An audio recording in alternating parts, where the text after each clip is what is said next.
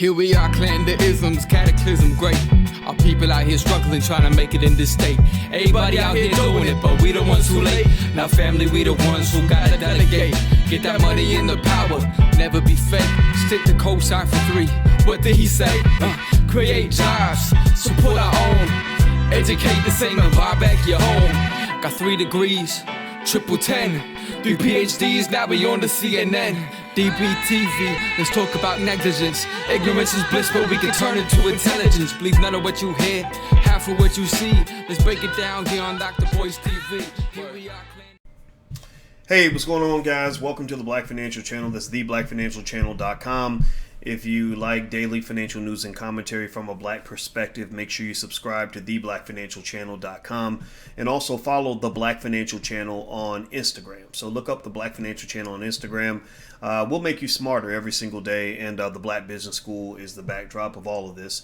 And I want to say hello to everybody. I just got back from Atlanta. I went down to Atlanta. I got a chance to go see Jay Morrison's Black House, which was the Legacy Center. He built a nice $2.1 million facility down there that is designed to educate black people to allow us to achieve our goal of taking over media.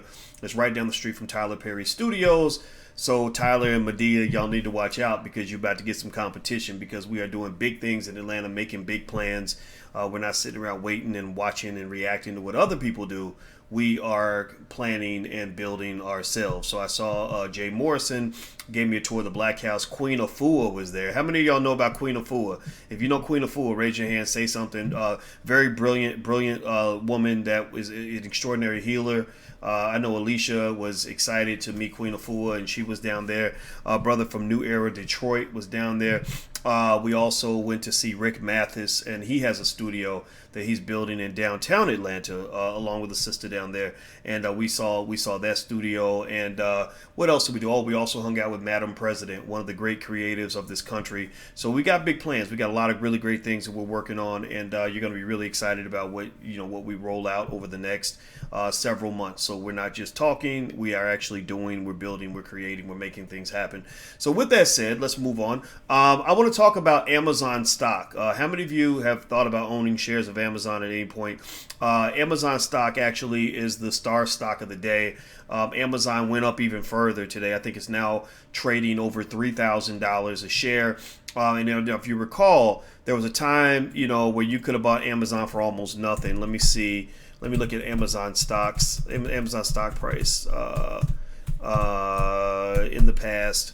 A few years ago, let me see. Right now, Amazon's trading at $3,018. And let's see here. 5 years ago, you could have bought Amazon stock for $536. If you went back to 2006, you could have bought Amazon for $38. How many of y'all think that's crazy? You literally could have bought Amazon for $38, and now it's trading for over $3,000. So what would that's 100 times your money? That's amazing, right? Can you imagine buying, $1,000 worth of Amazon stock back then is worth $100,000 now, or maybe buying $10,000 worth, and I guess that would be worth $1 million. Is that right? Did I do the math right?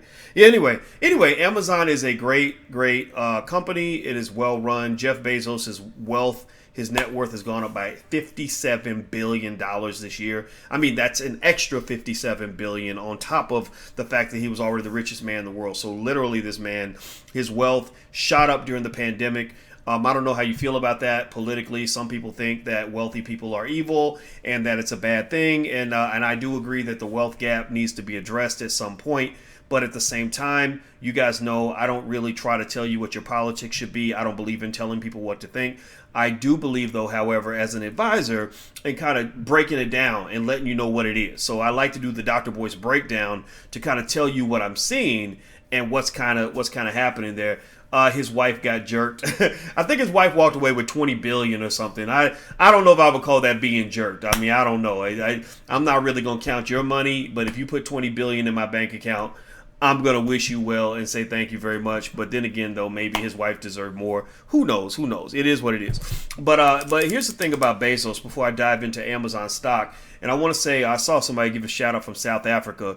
I see you down there. So I love South Africa. I'm going to come down there and do an event probably whenever the pandemic's over. I've talked to Nomalanga Mushali Moses, and I'm going to come down to South Africa at some point. Feel free to shout out your city also if you're watching.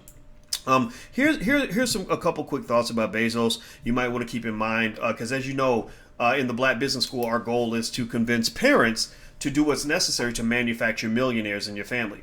I want you to really understand that there is a millionaire manufacturing process, a factory, if you will, that you can design in your household that will manufacture millionaires. The same way, I have a friend who was in a group called what was that group? Arrested Development. Remember, they had a song, Tennessee, Tennessee, Tennessee, Tennessee. Well, anyway, Speech, that was his name. Yo, Lord, I really been real stressed, down and out, losing ground. But anyway, so Speech actually has a great documentary you should watch. It's called the N-Word Factory. I'm not going to say the word, but y'all know what the word is, right? I think it's too early to use that word. You should only use it after dark. Basically, the N-Word Factory breaks down how there's a process, a factory that produces certain types of black people, certain types of black men, certain mindsets, right? Well, the same way you have the N-Word Factory that mass produces a certain mindset, the destructive genocidal mindset that we see that we're all very frustrated with, you also have a millionaire factory. Millionaire factories produce people who think about wealth in a certain way, who invest in themselves, who invest their time, who invest their money, who invest in education, who build for the future, right? And so you got to ask yourself, what are you producing? What are you producing in your household? Because mindset is everything when you talk about wealth. You give me two people that start off in the projects and they have two different mindsets. I can tell you right then who's most likely to end up in a certain place. So the millionaire mindset that Bezos had, he wasn't born poor. He wasn't born poor. I don't think he was born super rich. I don't think he was born rich or anything. But he was a kid that was, at an early age, he was deep in technology. His parents made sure he learned technology and business the same way a lot of our parents make sure our kids learn football, basketball, and Cardi B lyrics, right? So while your child is over here learning football, basketball, and Cardi B lyrics, the millionaire's child is learning technology and business. And I'm kidding. I'm not talking about your kids. I'm talking, but you know what I'm talking about. Y'all know what it is. We are masters at nothingness. We are experts at everything that will keep you broke. We are very, very good at studying all the things that will never put a nickel in your pocket. 99.9% of all basketball players never make a penny playing basketball. So if you dedicate most of your time to something that's going to leave you broke, then why are you shocked when you're broke? You shouldn't be shocked because you got exactly what you aim for. You hit the bullseye right on the target. So congratulations, you have achieved your goal. You didn't know it was your goal, but that's your goal. If you spend your time majoring in the minors, mastering things that will not give you an economic benefit, getting good at stuff that doesn't help you on any level long term in terms of building for your family, then guess what? You're going to get left out of the economic wave of America. Bezos at an early age was heavy in technology. If you look at Amazon, the reason Amazon took off and became the great company it was is largely because they mastered technology. He went in and he went to a little, I kid you not, go read the story. He went into a local bookstore where they did a little free class on how to start your own bookstore. So he's sitting next to librarians and school teachers taking notes on how to start a bookstore. But guess what? He also was really good at technology. So he said, wait a minute, why am I going to go sell one book at a time when I can use the internet, this new thing called the internet, and sell thousands of books to people all over the country and have unlimited storage space, right? So ultimately that ability to use technology to scale is the driving force in the wealth gap. That's a huge driver in why some people can make money, can make $100,000 while they're sleeping. And there are other people who have to work, 5 years to make that same amount of money.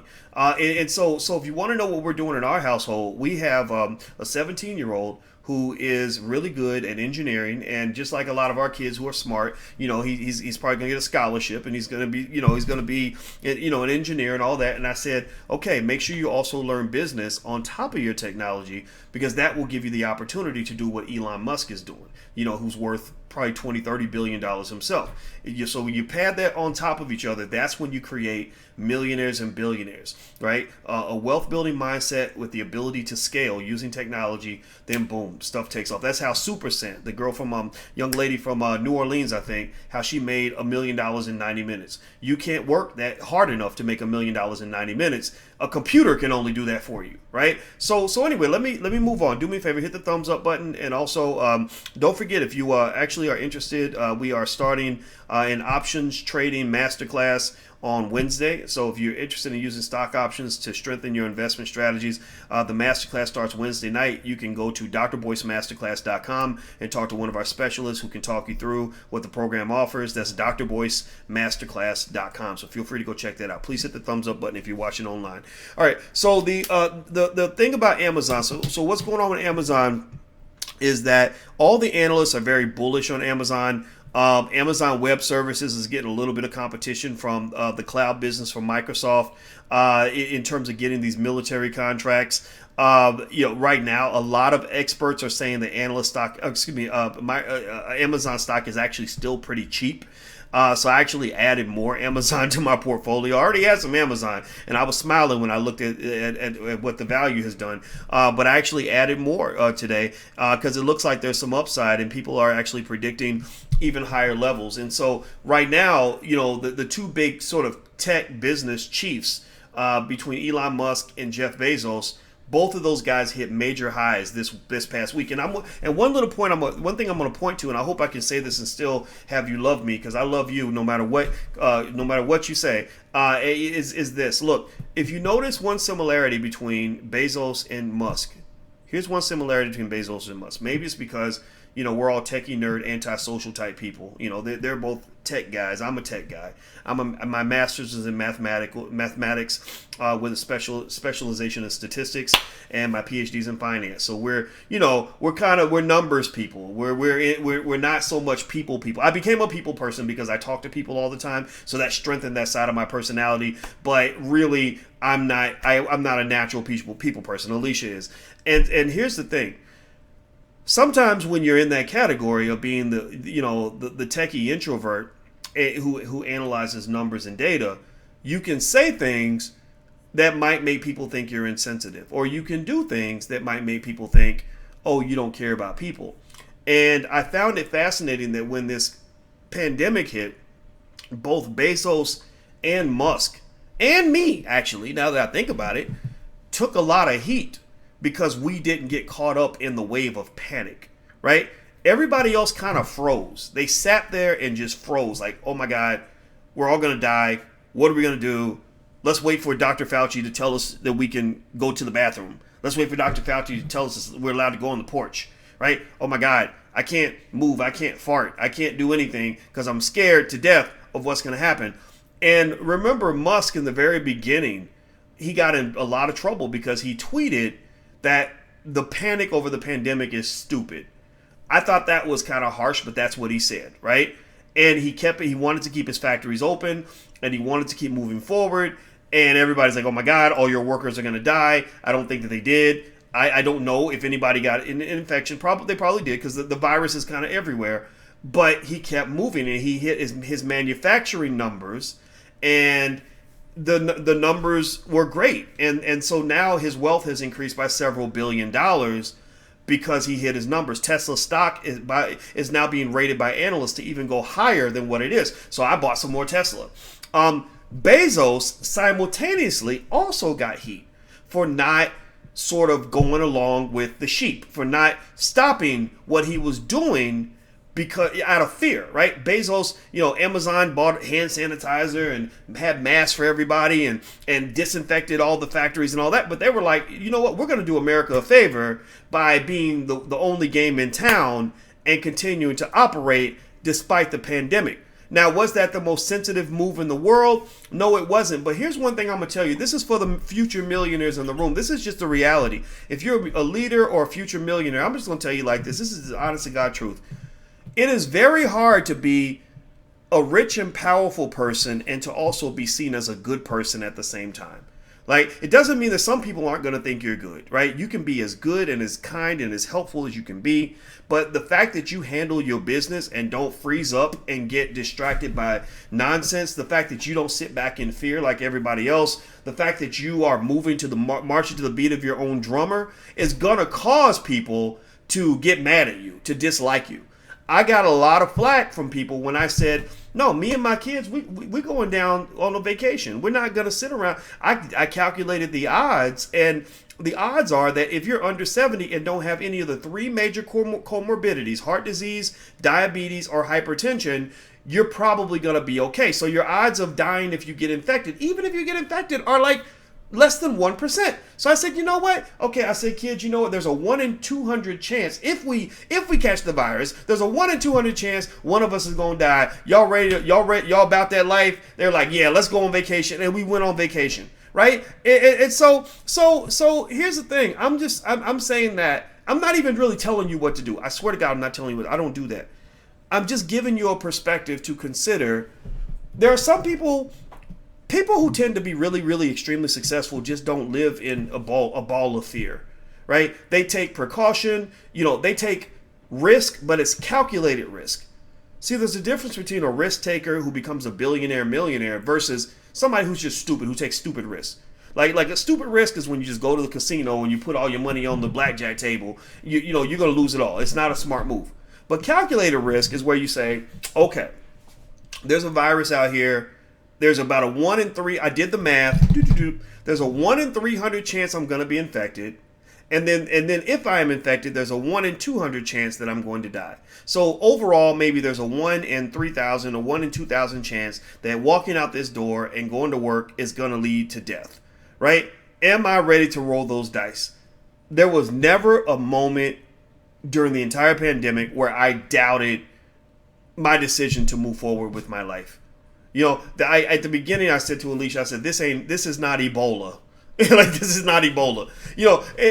So we wore our masks, we social distance, we washed our hands, we wash our hands all the time. We do all those things, but everything else is pretty much business as usual. And so I bring up Musk and Bezos because that's exactly how they operated during the pandemic.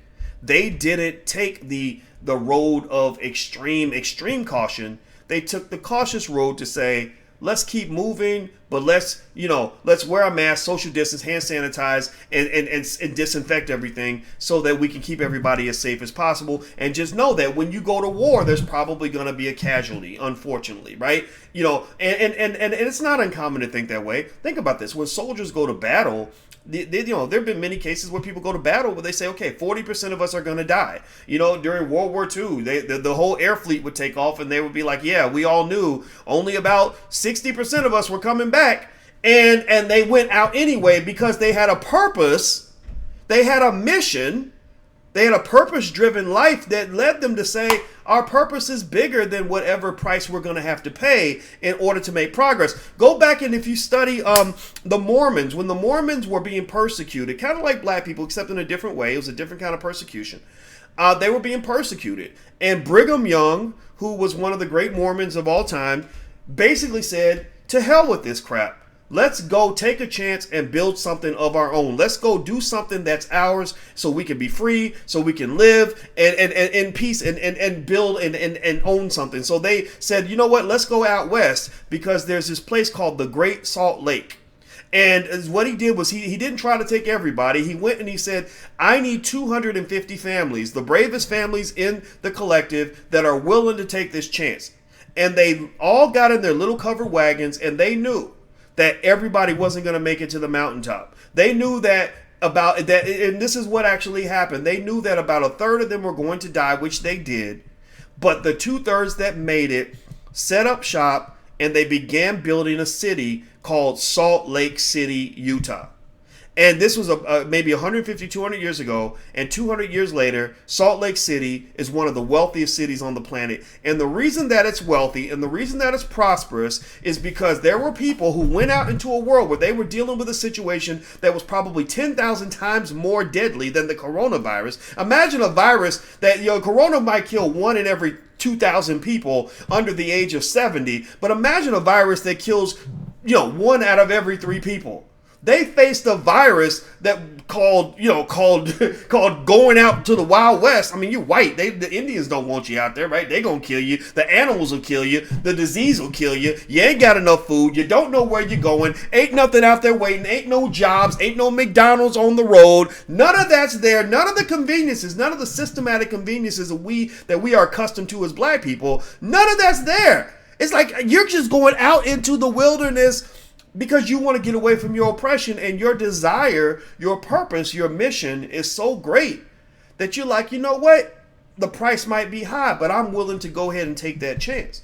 And so, again, I'm not telling you how you should feel about any of this. I'm just sharing a perspective, and I'm letting you also understand this is really a big part of the reason why Bezos and Musk are worth over $100 billion combined, and most people are not. If you study their histories, and I've read both of their bios, each of these individuals took a risk that 99.9% of you would not take. I guarantee you.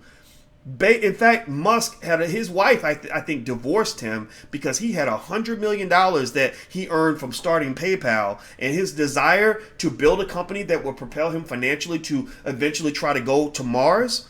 He spent 99 out of 100 million of those dollars. He got down to his last million, which sounds kind of funny, right, when you say it. But imagine you have $100 million.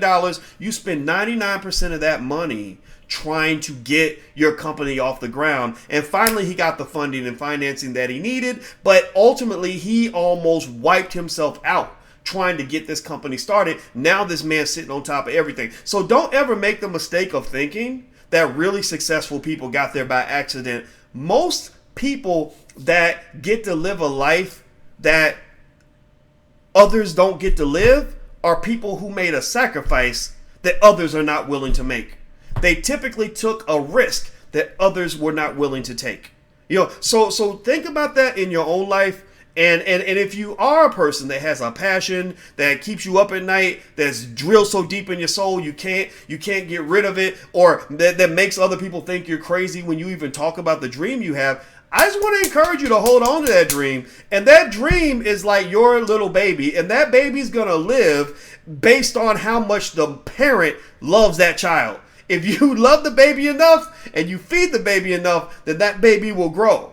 But if you abandon the baby or just give up on the baby, then the baby's going to die. It's completely up to you. So pick your dream, feed it, don't let anybody distract you, and whatever the spirit guides you to do, I say do it, man. I'm a big fan of just listening to your spirit, because in fact, the reason I'm even talking to you right now is because I had things I wanted to do that not one single person on the planet understood what I was trying to do. Nobody thought it didn't make any sense. It seemed kind of crazy. It seemed stupid. I was getting advice all over the place, and I just went with my gut and stuck with it and remained consistent. And that's even how I ended up talking to you right now. Okay, so anyway, I'm going to go, guys. I didn't mean to turn this into some kind of a sermon, but shit, what the hell, man? Why not? Maybe that's what I was supposed to do today. I told you, I go with my gut. My gut told me that it was time to go ahead and do a little bit of preaching this morning. I ain't no preacher, but I was doing a little bit of preaching, I know. But I believe in you, and I want to see you win. I want to see you successful. So whatever it is, man, just go do it. Even if you fail, never let failure make you think you make the wrong decision.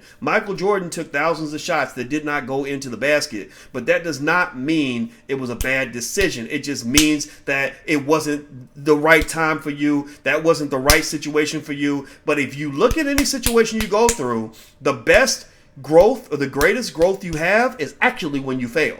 So if you salvage the failure, or if you salvage the setback for what it's worth, then you're going to find that setback really positions you for your next great success. Because believe me, you're looking at a guy who fails all the time, every day. And I love failing because I know that failure means I'm going to be smarter the next time. Nothing teaches you better than failure. I promise you that. All right, guys. So I'm going to go. I want to remind you guys, I don't know if you know this, but we actually have a social media platform called blagenough.com, which is kind of like a Facebook for black people, except we don't censor you for being too black. So if you're black enough, feel free to join us at Black Enough. It's on a t-shirt because we trademarked this word. This is a black-owned term. And so at the trademark office, it's actually patented and all that stuff. So not patented, but you know what I mean.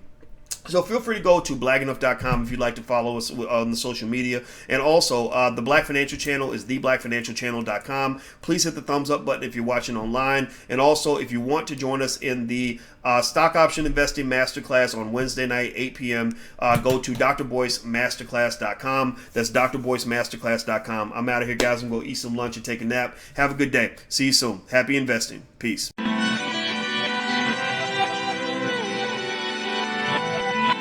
Here we are, clan the isms, cataclysm great. Our people out here struggling, trying to make it in this state. Everybody out here doing it, but we the ones who late. Now family, we the ones who gotta delegate. Get that money in the power, never be fake. Stick to cosign for 3. What did he say?